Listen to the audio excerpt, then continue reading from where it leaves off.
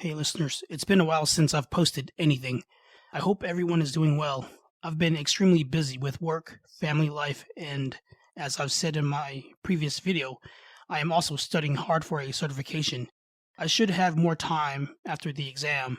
I just hope I pass. I'm also proud to announce that I've just recently opened a new shop, so if you enjoy the content and want to support the channel, click the link in the description to make your purchases. You can also support the channel by sharing, liking, and leaving a comment. Also, remember to check out my Facebook page. Search for Pocket-Sized Tales. Thanks everyone, and now on with the story.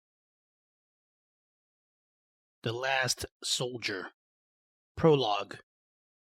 During the late 1960s, when the Vietnam War had spread into Laos, a tribal ethnicity called the Hmong residing in the mountains of Laos were recruited by the U.S. to fight the communist threat.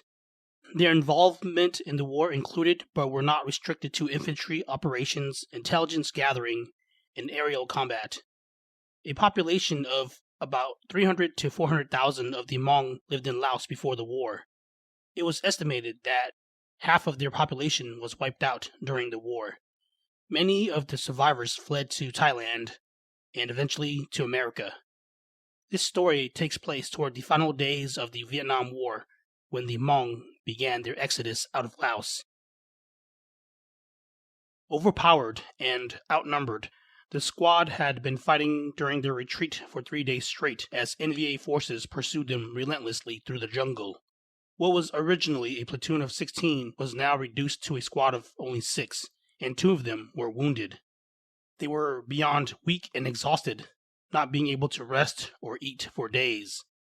It was late afternoon on the 4th day as the team stumbled onto a small clearing in the jungle, where Yang, their squad leader, thought it safe enough for the men to rest.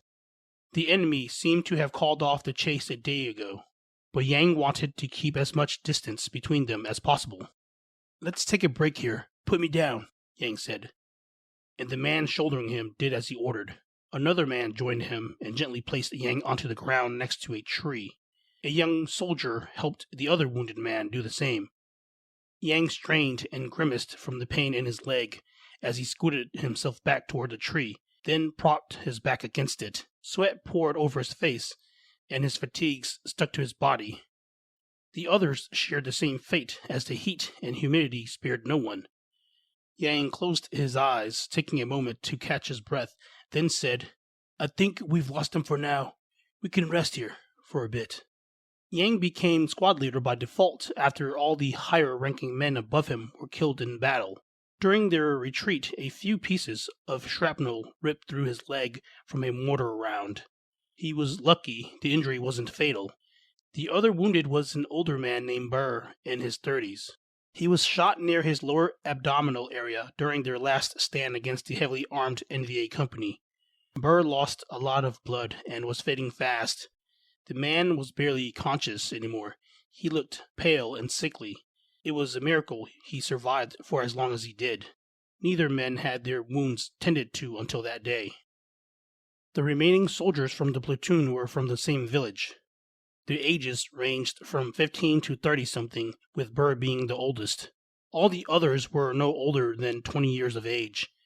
The youngest among them was Koo. He was an orphan and was raised by his aunt's family after his mother passed away. Nothing was known about the boy's father, although rumor has it that his young mother was seeing a man from another village until he found out she was pregnant, and from then on stopped coming by to see her. Koo was only 8 years old when his mother died of a sudden illness. The boy was born with a cleft lip underneath his nose that gaped open and closed like the jaws of a spider. Because of his unfortunate circumstances, growing up, the boy lived as a sort of outcast who endured many hardships and prejudices. The villagers said the boy was cursed and always stayed away from him, afraid he would infect them with his bad luck.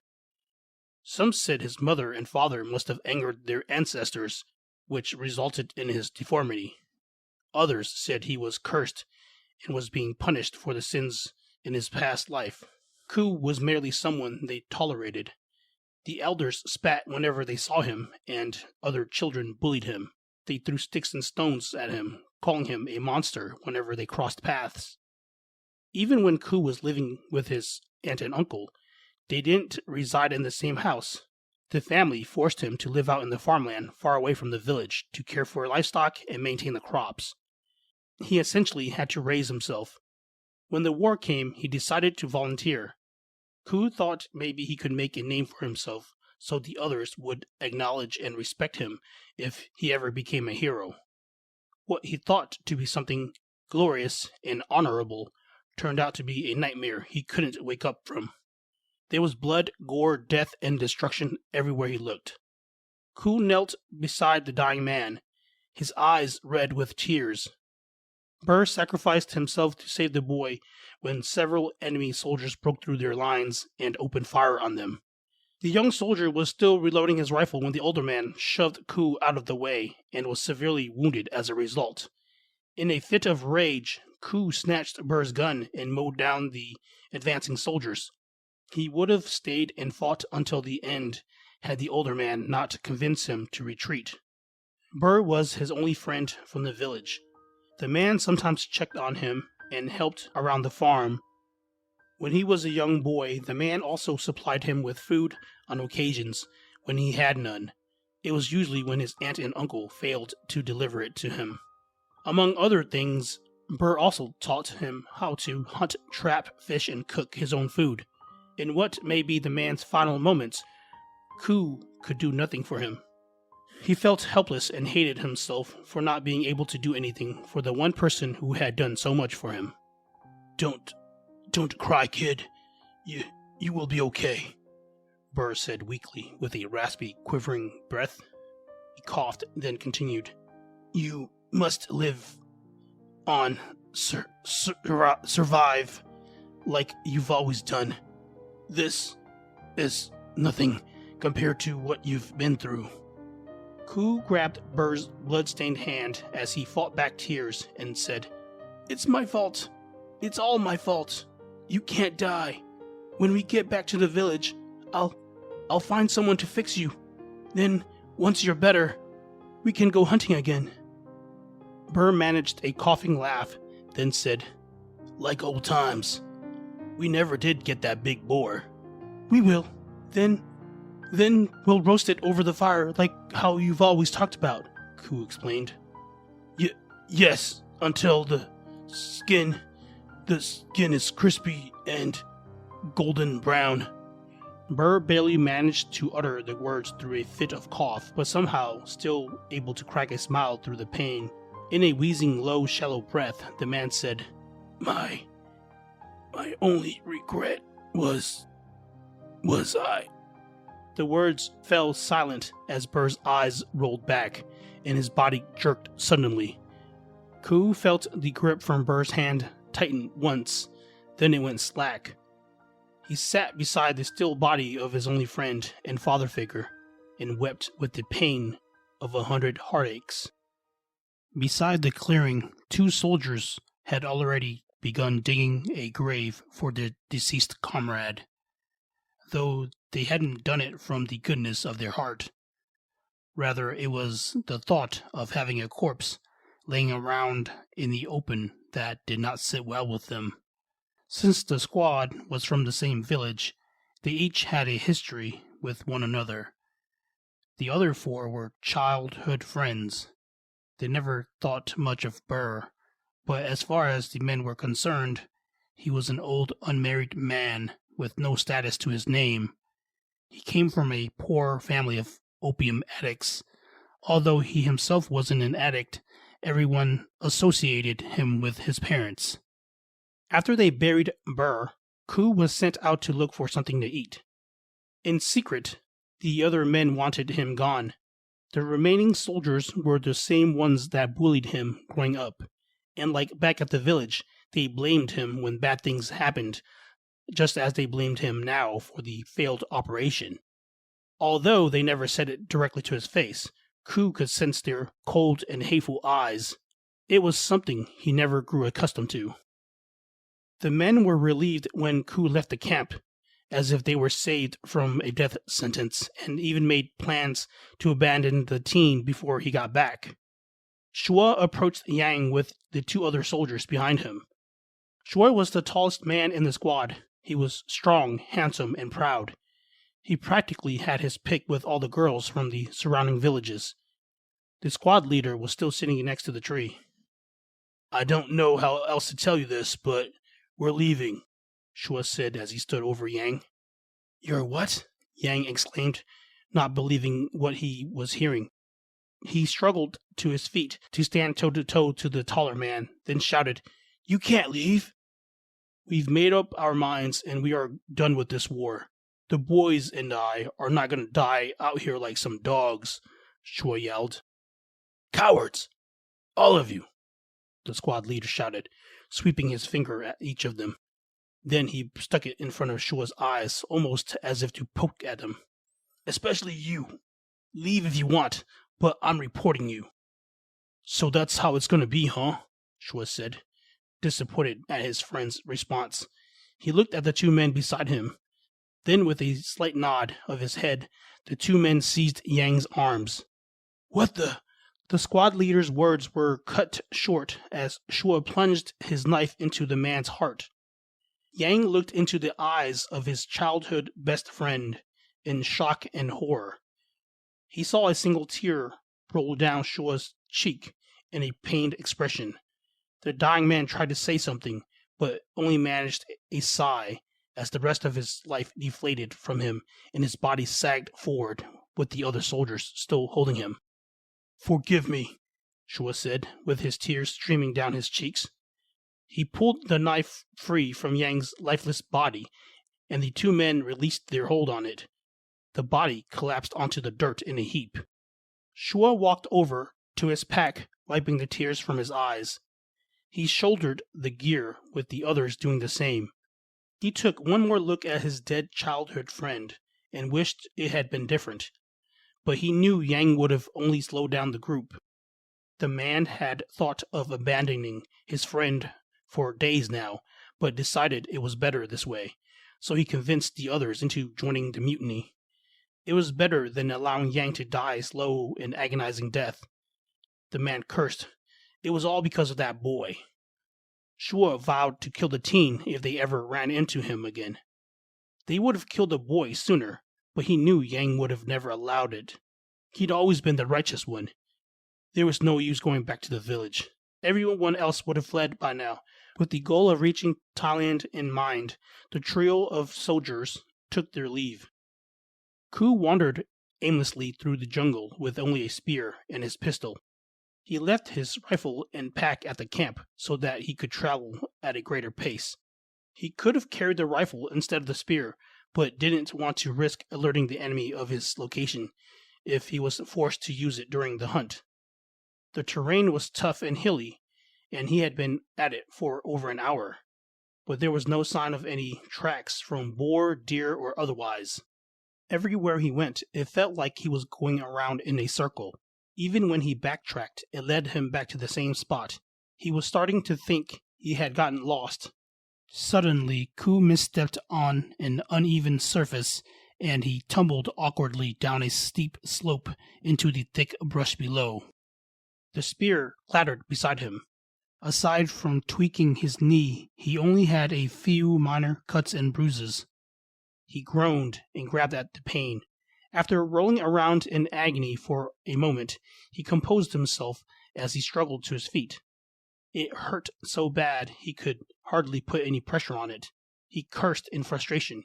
It was impossible to get back onto the hill in his condition. No matter how hard he tried, he kept sliding back down the slope. Ku hobbled around, scavenging the area, and found a solid piece of wood he made into a splint by securing it to his knee with two straps of cloth.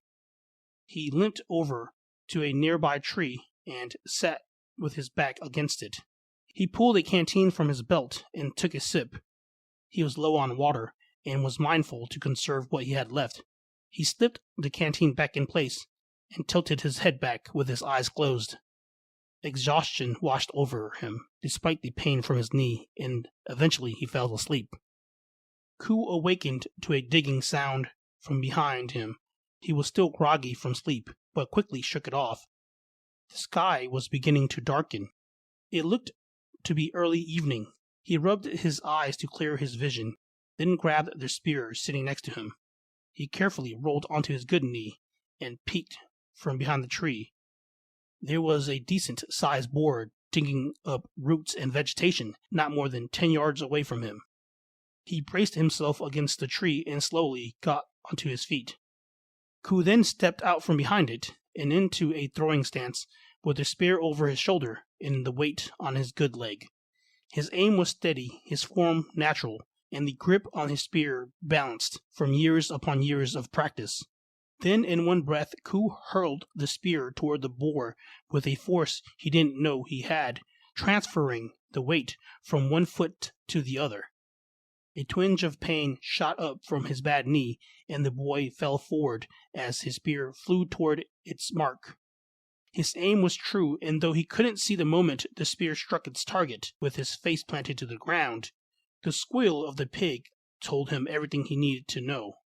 Ku rose to his good knee and saw the boar was down, but still squealing and thrashing with the spear embedded deep into the beast's side. He smiled proudly, his mouth agape, exposing his teeth, tongue, and throat as he limped quickly over to finish his kill. That night, Ku roasted part of the pig's hind leg over the fire and had his first meal in almost a week. After dinner, he slept with his back against a tree by the fire. In the middle of the night, he was alerted by a twig snapping close by. His hand went automatically to the pistol by his waist, and he scanned the area for any threats. He listened closely and could hear the crunching footsteps getting closer. Ku drew his pistol, pointing it in the direction of the footsteps. There were 2 almond-shaped eyes glowing in the darkness. He aimed his sights at them. Then, just as he was about to squeeze the trigger, they disappeared and reappeared in random places as the footsteps seemed to come from every direction almost all at once. "Who are you?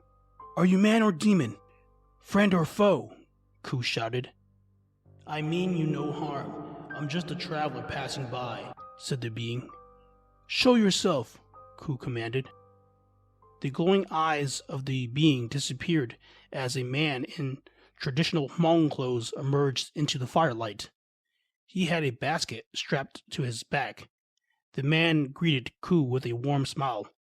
"Hello, friend. You have room for one more?" Sure. Slowly now, the teen responded nervously with the gun directed at the stranger. Ku was caught off guard at the sight of the man after the initial supernatural encounter. He thought the being was going to be some horrific, ghastly figure or demon with sharp teeth and horns. The stranger kept his hands up as he walked over to the fire. He placed the basket on the ground and sat down across from the boy. Ku eased up and lowered his pistol. "I don't mean to be rude, but I thought you were an enemy soldier." "I get it. These are dangerous times. I would have done the same," the man said. "So what's your name and clan? And what are you doing out here late at night?" Ku asked. He didn't know what it was about the stranger, but something about him seemed oddly familiar. The man reminded Ku of his late friend Burr, although they couldn't have looked more different. The stranger was taller with a lighter skin complexion and well dressed. His friend's skin was darker due to years of working in the fields, and what clothes he had weren't even suitable for the New Year's festival. Though the man was well built, he didn't look like he'd ever worked a day in the sun. "I'm Li Fong, of Clan Tao, but you can call me Fong. I'm on my way to the next village to meet with relatives," he replied. It would have been polite to tell the man his name too, but Ku was still suspicious of him, so instead Ku asked, "Is the village close by?" "It's a day and a half walk from here. I can show you where it is, in exchange for some food," Fong said, pointing at the roasted meat over the fire. The teenager was shocked the man had no food. Judging from his looks, he looked wealthy. The young soldier cut out a thick slab of meat and handed it to Fong. He accepted it with a smile. Ku waited for the man to finish his supper, then asked, "So, Mr. Fong, where is this village?" Li Fong pointed behind the boy. "Head in that direction. until you come upon a ridge. From there, you should see a village down below. It's across the stream. That's where I'm headed." Ku didn't know how it was possible, but as the mysterious man pointed and went over the directions to the village, it was as if the man was able to project the visions into the boy's mind in real time. One moment it was night and he was sitting by the campfire, then the next it was day. He was hovering high in the sky like he himself was seeing the mountainous lands below through the lens of a bird. There was a ridge, just as Fong said, and below it was a clearing where the village sat. He couldn't see the stream until, somehow, beyond his control, his body suddenly swooped down from the sky, taking his breath away momentarily and into the jungle. He brushed past leaves and branches from thousands of trees. Ku instinctively brought his hand up to shield himself against them, but they just went through him as if he were a ghost. There, toward the edge of the jungle, was indeed a slither of running water, not far from the village. He flew closer and closer until he was inside it. The village was bustling with activity, with people of all ages coming and going. None of them seemed to notice him. Then the visions faded as if he had been dreaming. Ku was convinced the person before him was no ordinary man. The experience left him in awe. He'd heard stories of shamans and others who were able to cast spells or voodoo, but he'd never seen anything like that. How did you do that?" asked the teenager in astonishment. Feng laughed. "You like that, eh? It's magic, best way I can put it." "Please, sir, teach me. I'll do anything. With those powers, I can protect our homes from the communists so we don't have to flee from our lands." Ku pleaded as he positioned his body into a bowing motion, but froze midway from the pain in his knee, and he grimaced. In all the excitement, he forgot about his injury. "It's unfortunate, but I can't help you. At least not in the way you think. This war is even beyond my powers to stop," Feng said, his face filled with regret. He continued, "Even now, you continue to be selfless and think only of others. Others that would turn their backs on you. Others who would hurt you, spit at you, hate you, and call you a monster." The man paused to look at the boy with the cleft lip. Ku was silently staring at the ground. He could tell the words had struck a chord, so he said, "Kid, you have a good heart. Even if I could grant the powers to stop this war, I know many who would use it for their own gain. But you are different, and because of that, I will help you." Thank you. Anything you can do will be appreciated," Ku replied. Feng dug in his basket and produced an exotic-looking flask made of glass. It was filled with a glowing blue liquid that seemed to sparkle in the firelight. The man handed it to Ku. "This won't make you fly, give you super strength, or make you invincible, but it can help with your injury." Ku thanked him and accepted the bottle. He uncorked it and emptied the glowing and sparkling contents into his mouth. He expected the drink to have an earthy and bitter taste. Instead, it sizzled on his tongue with sweetness and slithered warmly down his stomach. The pit of his stomach rumbled and boiled almost instantaneously in reaction to the mysterious liquid. The drink was unlike anything he'd ever had before. Moments after consuming it, his world started to melt and blur with the colors from the darkness and the campfire bleeding into one another in dizzying swirls of blacks, yellows, whites, and oranges. The ground beneath him came alive and shifted unevenly. Ku collapsed onto his side. He couldn't move nor speak. Had Fong given him poison? And was that even his name? The boy instantly regretted his decision, but it was too late. The mysterious stranger named Fong walked over and sat beside Ku. "That's a hell of a drink, eh? Relax, kiddo. You're not dying. That beverage wasn't meant for humans, but I did say I'd help, didn't I?" Fong chuckled and patted Ku on the shoulder. He got up. "Anyway, there are places I have to go and things I gotta do, so I have to get going, but you'll be alright in the morning. And thanks for the meal, friend." Without the slightest obstruction, the being passed through Ku as he was blacking out. The next morning, he woke up abruptly, scanning the area for Fong, but the strange man was nowhere to be seen. Deep down, the young soldier knew it wouldn't be the last time he'd see Fong again. To his surprise, the pain around his knee was gone. He immediately felt around the injury for confirmation. After he was content with his inspection, Ku undid the splint and gingerly worked his way up to his feet.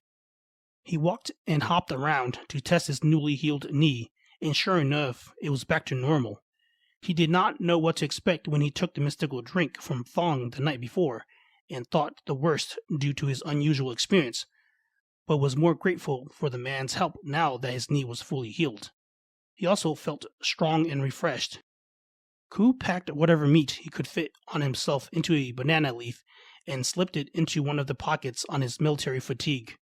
Before leaving, he left the rest of the meat as a gift and offering for his deceased mother and friend Burr, and the supernatural being Fong, and other spirits to guide him on his journey. Ku then proceeded on his trip using visions he saw the night before as a guide. About 4 hours into his trip, the teen stumbled upon the bodies of Shua and the other soldiers. He didn't see Yang and figured he was either captured or killed. He speculated that maybe the NVA soldiers found their camp and chased the others to the spot where they were killed. Regardless, there was little he could do. He felt lucky to be alive, knowing it could have been him alongside the others. Ku left a small offering of food and said a prayer for his dead comrades, wishing them well on their journey in the afterlife. Then he continued on his way. After 2 full days, the young soldier came across the stream, as was shown in his vision a couple nights ago. Ku was starving and deathly thirsty from the trip since he ran out of food and water the day before. He knelt beside the stream and greedily gulped on it as if to drink it dry. Water had never tasted so good. After drinking his fill, he splashed some water over his head. The cool touch of it brought him a much-needed relief from the unforgiving heat. As Ku reached his hands in the stream for some more, he stopped in his tracks at the image in the water. He almost didn't recognize his own reflection.